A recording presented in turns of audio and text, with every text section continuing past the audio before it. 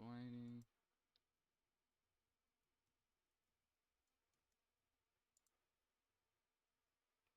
Okay, we're live. Okay. How's the audio? Is the audio good? Hope it is. Okay. Get my thing set up real quickly.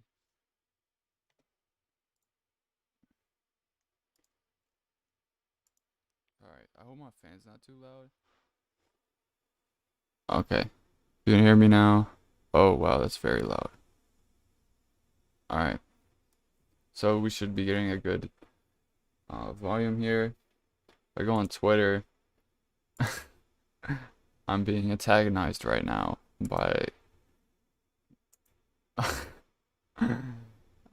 he wants me to show my research on it, right?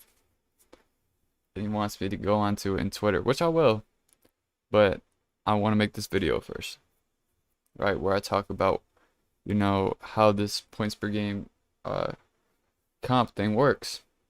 So let's go to it. It's right here.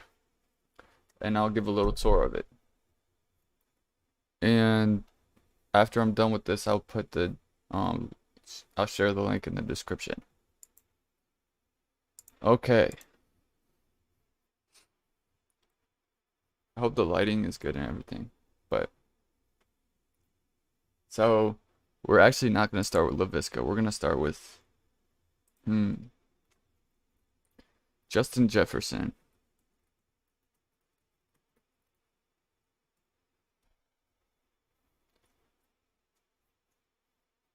All right. So here's the deal. This is the end result, right? And let me walk you through it. So this, of course, self-explanatory draft round. This is their CV rating. Like, it means how consistent they are on a week-to-week basis in, this season. So that's their fantasy points, PPR points, week to week, how consistent they are. And then this is measuring their boom and bust weeks. Whoa, their boom and bust weeks, right? Where it basically just adds up the tails of a distribution. So technically it's it's adding up the boom weeks and the bum weeks. Oh my god, I can't speak. I'm a little nervous, guys. This is my first video, kinda.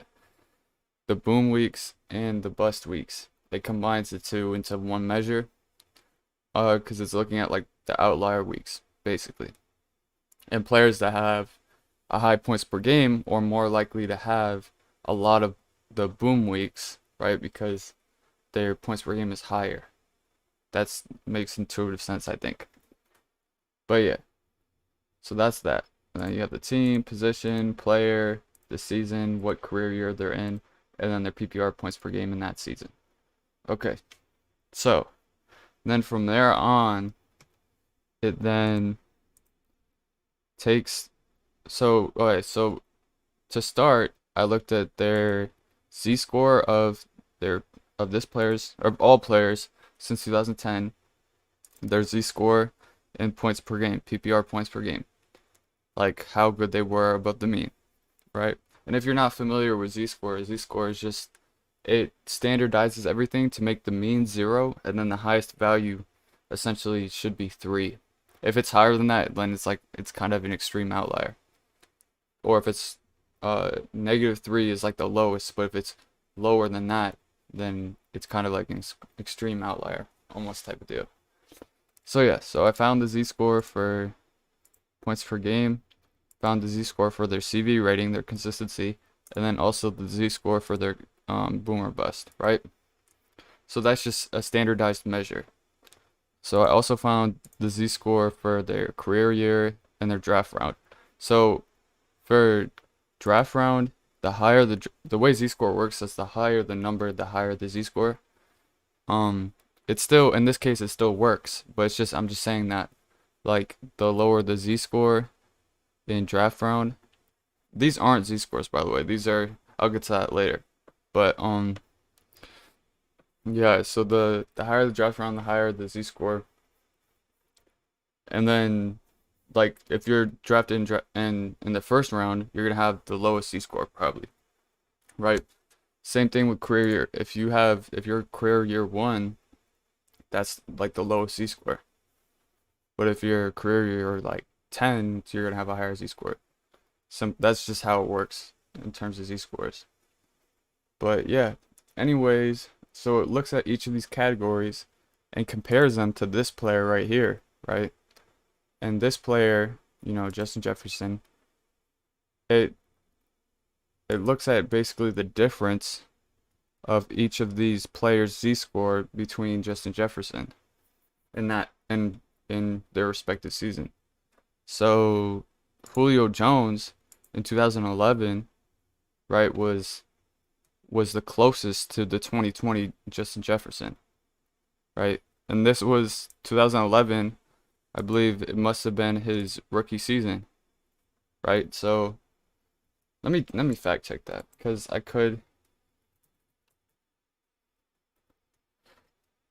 uh I just want to make sure that that's not wrong. I think it is, but Julio Jones draft. Okay, yeah, 2011 was his rookie season. I just gotta make sure because like I don't want to come over here looking dumb with like wrong information, but this is all right. It's just sometimes like when I first made it, there was a couple errors in my own like copying and pasting stuff and whatnot, but I sorted that all out. Um, so yeah, I just like to make sure every once in a while to like see everything is right. And for some reason, it doesn't seem like Julio Jones has been in the league since 2011. But I'm 18. I'm young. I'm turning 19 in like 3 days. So like for me, this is kind of like I was not paying attention to football when Julio Jones was a rookie. It's just I wasn't.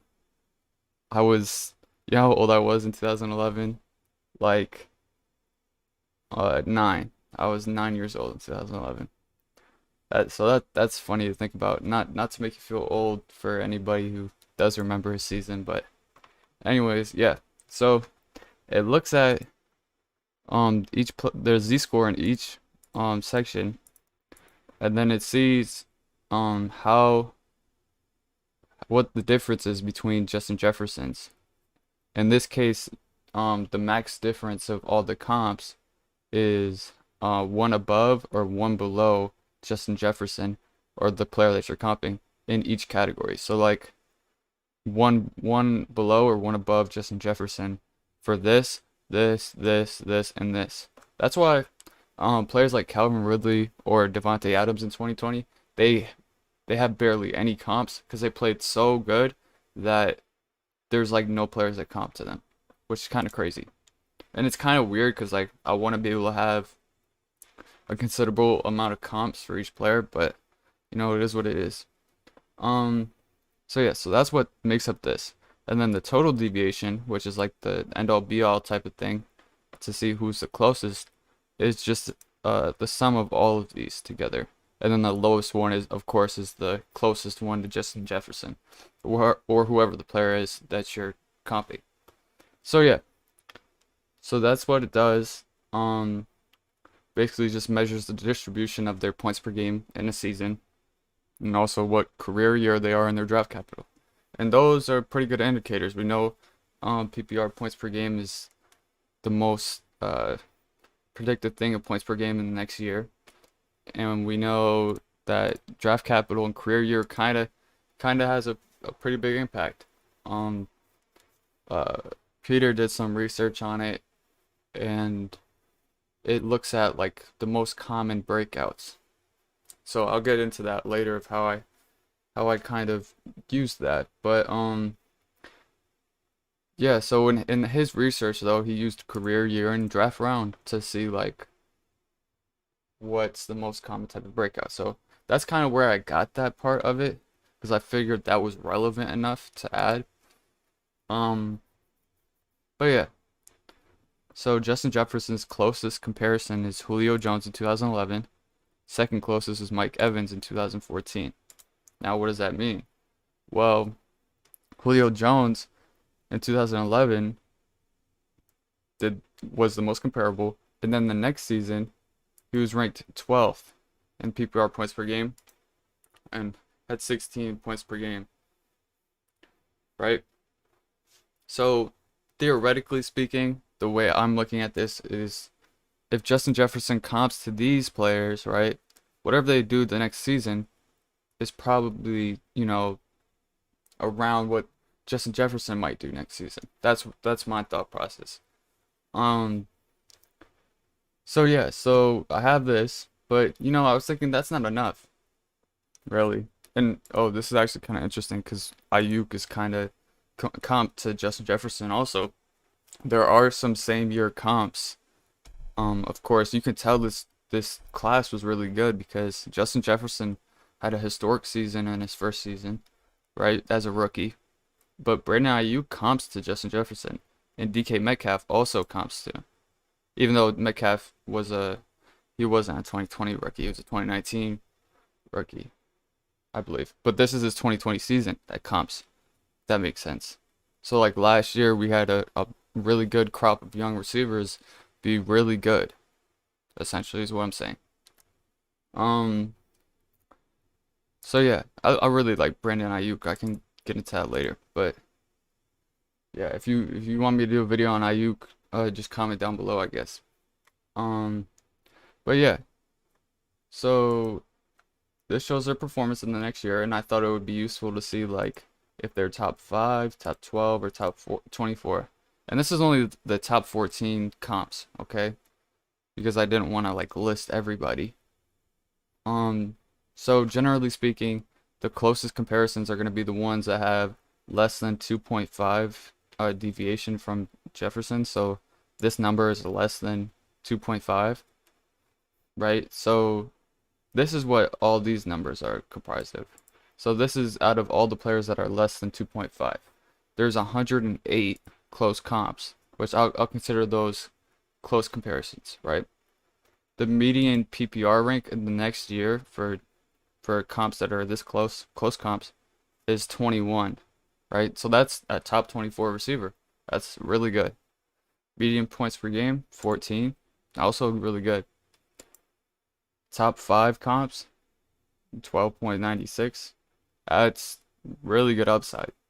Considering like I know it'd be easier if you could compare the percentages between players, which I tried to work on, but that unfortunately isn't gonna work out because it's way too like taxing on my computer, and Google Sheets just can't handle it. So unfortunately, I'm not gonna be able to get that. But yeah, so you can kind of see though like the percentage of players that are close comps, what they did in their next season. And it's like 44% of players were in the top 24 the next season that were close to Justin Jefferson. That's extremely impressive. That's almost 50%. I mean, what more can I say? As a top 24 receiver out of 108 players. So that's really crazy.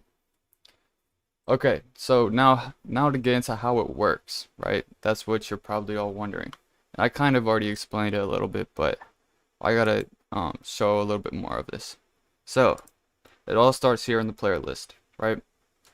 So this is a list of all players, right? Since 2010. I included their career year draft round.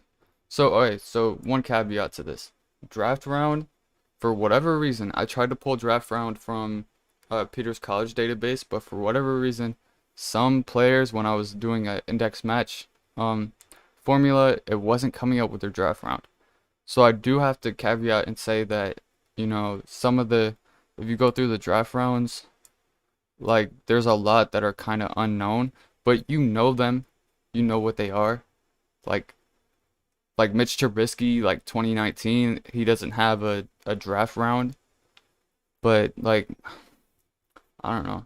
There's a lot of I feel like it doesn't make much of a difference overall of all the players that have unknown. But to be honest with you, it just wasn't working out how it should have. I don't know why, but like it's literally the same player's name, same everything, but the index match formula just wouldn't work. I'll probably, do an update where I fix that, but for now, it is what it is, and it's still very, very good because it still, you know, is representative of the player pool for the most part. Okay, so it has their points per game, their consistency, and then their boom or bust weeks type of thing. And then it has the Z-score over here of all those categories. And then these columns over here, just take the absolute value difference of each player, and compares it to the player that you're trying to compare, right? In this case, Justin Jefferson. So these are all 0. Of course, they would be 0 because this is Justin Jefferson 2020.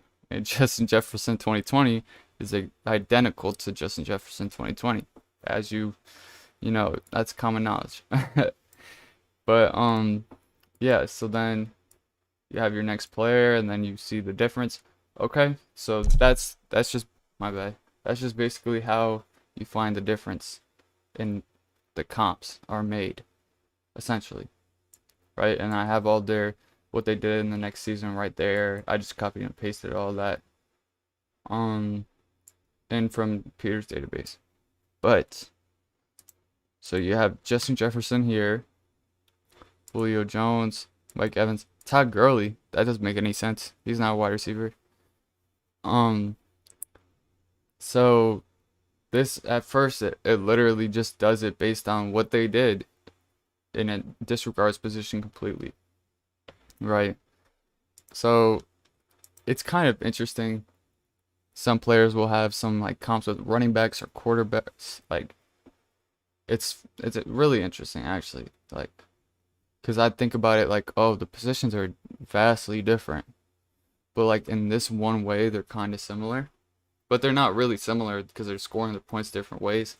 But I just think it's funny or cool to see like oh, this player had a similar points distribution and they're in a similar year and draft round. I just think it's actually really interesting to me, even though it doesn't really have any value for you to use. It's still pretty cool. I think the value would probably be if you use this one draft round and like with all right. So this I totally skipped this part, but so these are the differences, the absolute differences. So this you see this equals y5, right? And y5 is right here. So it's the absolute value difference. I just moved it over here so you could see it. And then the total is just the sum of all the differences, I believe. Y5, yep, the sum of all the absolute differences.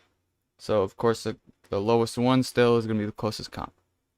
All right, that's how that works. And then this is just the total without including draft round and career year, in case you wanted to like kind of look at it without those two factors.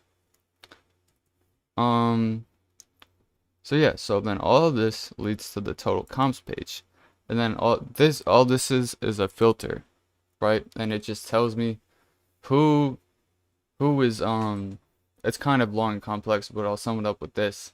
As I was saying before, it's showing in each category if a player is 1 standard deviation or above or below, and then it's also checking to see if their total is 2.5 or less than 2.5. Yeah, so it's less than 2.5 right there. So yeah, these are all the wide receiver comps now, because I also narrowed it down to just receivers, or just the positions you're comping, right? I could go through and find it in the formula, but that's a lot. But basically, yeah, it only filters out the position that you're trying to comp. So Justin Jefferson's a wide receiver, so it's just going to bring up wide receivers, right? And then that all leads to the prospect page. And the prospect page has, all the information I showed you before. And it's as simple, and if you want to compare a new player, it's as simple as going to the player list, typing in a new player. So I'm just going to put Mike Evans because he's the first player I saw. right? Takes a second to load. And this is very crucial. You need to sort this total column, right? To get the closest comps. Um, so then once you do that, it updates on the prospect page and then you have it. See? And you can see the new percentages and everything. It's really cool. Really, really cool. In the future, I want to do this same thing, but like with target location, because I think it would be really interesting to see what players get targeted in certain areas more than others, and then what they did in the next season. That to me is very interesting because I think it's kind of safe to say like where a player gets targeted is kind of indicative of their role in the offense. So I want to see like how the role in the offense and how players with similar roles over the last 10 years did in the next season or fared in the next season. So that's probably what I'm going to be working on next. But yeah, and this is really useful for like rookies. You know, you can put whatever position you want. Like you can put like a running back here. Trying to think of what running back to put. Cause I can't spell. I'm just gonna try to search Jonathan Taylor, right? You can always just control F and then find the player's name and command C. And then hit control shift V so it pastes without formatting. And then you can search A to Z. And then you can see the prospect page update with the total comps and everything, right? Simple. And yeah, these are Jonathan Taylor's closest comps. And yeah, you can really dive into it and like really investigate all these I think is most useful for looking into players that haven't broken out yet. And I'm gonna do a whole video on Shenault.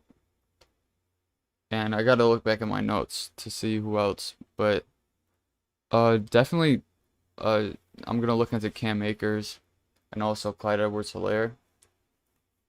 I think Jonathan Taylor is a pretty solid role right now. Like you can see his percentages, 46% for top 24, 18% for top 5. That's higher than Jefferson. And he has 100 close comps, so like these are valid. I do have to say the lower the close comps is, so like if it's like 10, like I think Tyreek Hill has like 8 for his 2020 season. Like that's not really like the percentages aren't gonna be that indicative of like what they might do the next season because there's not a lot of players it's pulling from. So that's another like little thing to keep in mind. But yeah, Jonathan Taylor looks like a really good back, and you know he's in that Colts offense, so he's established a role basically. So I think for 2020, Jonathan Taylor is gonna be, top running back. But I don't think that's like a big take or whatever. I think people already believe that, but this is just more confirmation, I guess. But yeah, I think I'm gonna wrap it up here. This is the player comp thing that I made. It's really cool. Feel free to give me any suggestions that you might have. And yeah, thanks for watching. Thanks for anybody who, you know, like appreciates this. Like, thank you. And oh, and I wanted to add too. So like I was talking about how I want to do the same thing but with target location. Another thing I was thinking is using this to do like team comparisons slash coach comparisons. So like I thought it'd be really, really cool to see instead of the player right here, have like the coach and like what team they were on that year and then or what team they're coaching for that year in the season. And then see like stuff like pass to run rate, what they did that year, and see stuff like what run gap they ran through the most, what their target location too of their whole team, the position distribution of targets also. So like what percentage of targets went to tight ends and running backs and wide receivers. And I feel like that right there is going to be very, very interesting to do. Especially with the run gap stuff, because I've never looked into anything like that before. It's just so much data, and I'm not sure how I can, include all of it. I might have to separate it out into different comps, pages like this, so I can see it based on different things. But yeah, that's that idea, and then the target location just for the receivers and tight ends, and maybe quarterbacks. I was throwing there in terms of like where they pass to the most. But yeah, I'm really really proud of this. I think it came out really good. This is probably the coolest thing I've ever made, to be honest. Uh, and yeah, I hope sometime in the near future we can figure out how like an easier way to get all these percentages, because I really want to go through and like test how accurate the percentages would be for each player in terms of predicting the next year for that player. I think that would be interesting because I feel like they definitely have signal. They definitely have a ton of signal compared to football stats. I mean, football stats in general, I shouldn't say a ton of signal, because football stats in general are not that good. But I know points per game has the highest, predictor of next points per game, next year's points per game.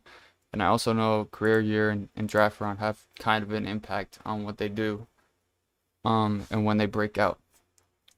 So I think this combines that, and then it also looks historically. So I like those two things as factors.